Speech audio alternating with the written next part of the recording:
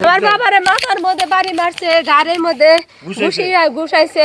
আমার বাবারে মাথার মধ্যে মুর্শিদ আলম, আমার বাসা পিচুরিয়া, থানা জেলা টাঙ্গাইল। প্রথমে এটা হয়েছিল আমার চাচাতো ভাইয়ে আমার ফুবুর একটা জমি কিনা হয়েছিল। আমার আব্বা কিনেছিল আমার ফুবুর সম্পত্তি। এখানে 20 বছর ধরে এটা আমরা করে খাই, আমরা দখল করে খাইতেছি, এখনও খাইতেছি। ওই জমিটা উনি খারিজ করে ফেলাইছে। আমার ফুবুর সম্পত্তিটা হচ্ছে আমার দাদার সম্পত্তি। ওই দাদার সম্পত্তি কিন্তু ওনার নামে হচ্ছে, মামুনের আব্বার নামে রেকর্ড হয়েছে বলে। রেকর্ড হয়েছে, রেকর্ড হওয়াতে ওই জমিটা মামুন খারিজ করে ফেলাইছিলেন ইনাম তালুকদারে দিয়ে। খারিজ করে ফেলানোর পরে আমাদের তো আমরা জমি এটা এখনও খাইতেছি, কিন্তু ভূমি অফিস থেকে ওনারা খারিজ করে দিয়েছে। দেওয়ার পরে আমার আব্বা তো জানতে পারছে, আমরাও গিয়েছিলাম ওইখানে যে খারিজ করে ফেলাইছে। পরে এটা আমার আব্বা মসজিদে নামাজ পড়তে গেছে 12 তারিখে, আসরের নামাজের পরে আমার আব্বা ইমাম সাহেবরে নিয়ে চাষটলে গেছে। এটা গালা আপনার আজমত আলীর চাষটল। ওইখানে দিয়ে বৈশা রয়েছে, বৈশা রাখার পরে চা খাইতেছে। চা খাওয়ার পরে ওইখান থেকে আমার আব্বা বলছে যে ইনাম তালুকদার আমার চাচা লাগে, উনি আমার জমিটা খারিজ করে দিছে। ওইখানে ইনাম তালুকদারের ছেলে রনি ওই পিছনে দাঁড়াইছিল যে আমার আব্বা কী করছে, জমি খারিজ করে দিছে, কে বলছে। হ্যাঁ, এটা বলার সাথে সাথে আমার আব্বাকে শুরুতে মাথায় জখম করে ফেলাইছে, এলো পাথারে ঘুষাইছে, মাথায় শুধু মাথায় আঘাত করছে, হাঁটুতেও করছে। ওখানে একটা খাম ছিল, খুঁটি ছিল, খুঁটির সাথে ধাক্কা মারছে সজোরে। ধাক্কা মারার পরে আব্বার নাকদা রক্তক্ষরণ হয়, সেন্স হারাই ফেলে জিবলা পর্যন্ত বেরিয়ে ফেলছিল। ওইখান থেকে টাঙ্গাইল মেডিকেল কলেজ হাসপাতালে নিয়ে যাই আমরা।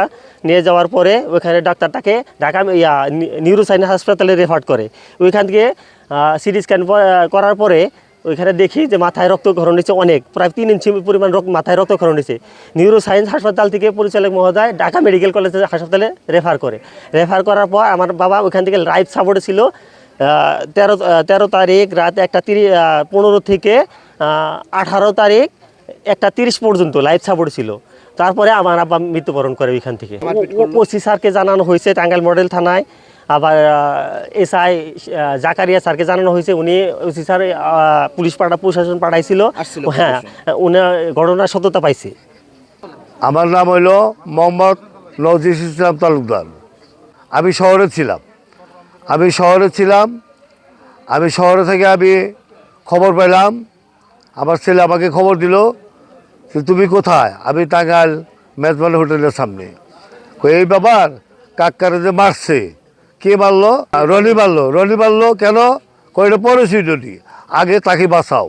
আমি সঙ্গে সঙ্গে দৌড়ে চলে গেলাম আমরা মেডিকেল 8 তলায় নতুন ভবনে।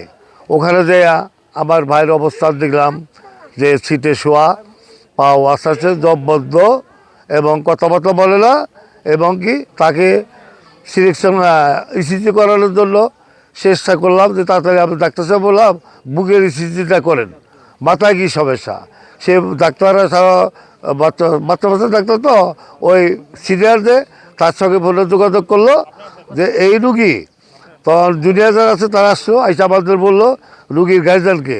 তখন বললাম আমি রুগীর ছোটো ভাই, কী করতে হবে, এরা আপনি ঢাকা নিয়ে যেতে হবে মেডিকেলে। আমি দেখেন মেডিকেলে না নেওয়ার তো এখানে একটা অ্যারেঞ্জমেন্ট হই কষ্ট। মেডিকেলে নাও, ঢাকা অ্যাম্বুলেন্সে নিয়ে যাও, ওখানে লোকজন থাকতে হবে, অনেক ঝামেলা।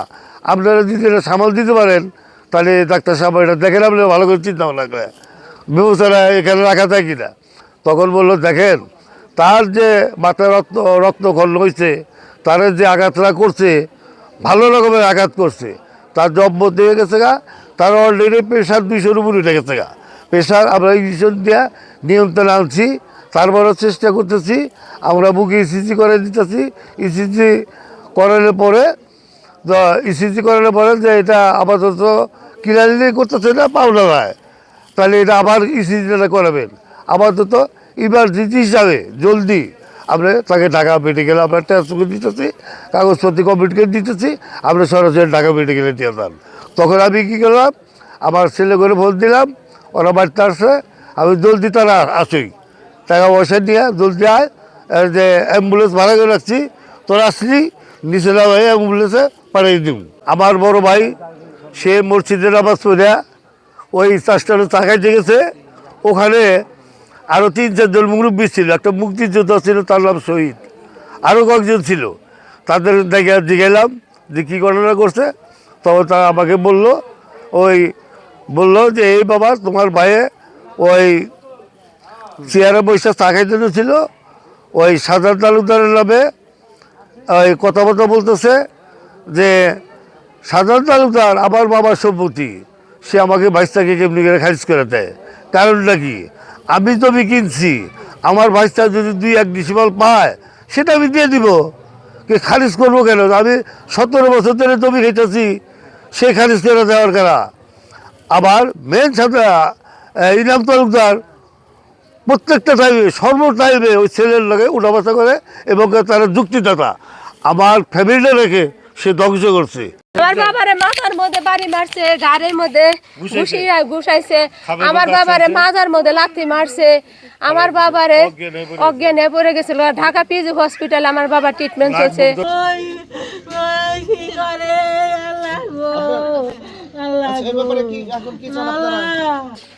শেষ শেষ শেষ সারাই শেষ। শিক্ষা শিক্ষা দেবেন বিচার চাই, বিচার চাই।